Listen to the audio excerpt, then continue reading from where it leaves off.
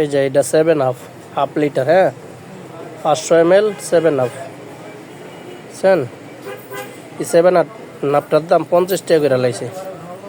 হ্যাঁ, আমরা সাধারণ মানুষ একটি পানি দিয়া 7 আপটা বানাইছি। এই কোম্পানিরা বড় বড় কোম্পানিরা সিন্ডিকেট কইরা সুযোগকে সদ্ব্যবহার কইরা এই দেশের হাজার হাজার কোটি টাকা গরিব ও মেহনতি মানুষের টাকা আত্মসাৎ করে নিতেছে। আপনারা জিনিসের দাম কই কমাইবেন? আপনারা হুদা বাড়ান, দিন যা বাড়ান। আপনারা একটু গরিব দুঃখীর মানুষের ফাইল চায়েন, এত বাড়ায়েন না জিনিস। এটা 40 টাকা ছিল কয়েকদিন আগে, আমি আইছি 40 টাকা দা, পরে 45, আর এখন এখন লাগতেছে 50 টাকা দা, বুঝছেন। এখন আমার লাগতেছে 50 টাকা দা। দেখলো এগুলো যদি বাড়ে বাড়ে বাড়ে, তা আমরা কীভাবে মনে কি ঈদের সব মনে কি জিনিস কিনে খায়াম? লুজি করুম, দেখা গেল আপনার এই লুজি করুম 500 টাকা আমরা চলাফেরা করতে গিয়া খরচর হিসাব করতে গিয়া হারিব মনে কি 600-700 টাকা আমরা করতে আনো। আমরা তো মনে কি চুরিদারি করতাম না, আমরা হালাল পথে উপার্জন কইরা হালাল পথে খরচ করতে হইব।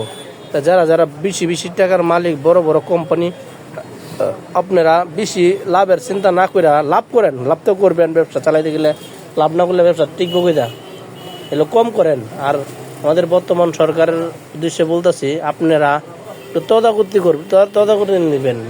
এগুলো জিনিসের দাম বাড়াইবো বড় বড় কোম্পানিরা। তা আমরা করতে মনে কি আমরা সাধারণ পাবলিকরা করতে হামু। আপনারা সবাই মনিটরেশন করে সবাই যোগ্যমূল্য কীভাবে কম ধরবো, ন্যায্য মূল্য লাগবো, এটা চিন্তা করতে হবে। জিনিস বাড়ার লিমিট আছে, বাড়ার সময় আছে।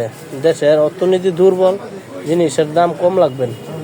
আমরা যেমন সবাই গরিব মানুষেরা খাইতে পারি, সাধারণ মানুষেরা খাইতে পারি। হ্যাঁ, তো এইটাই আমার আলোচনা ছিল।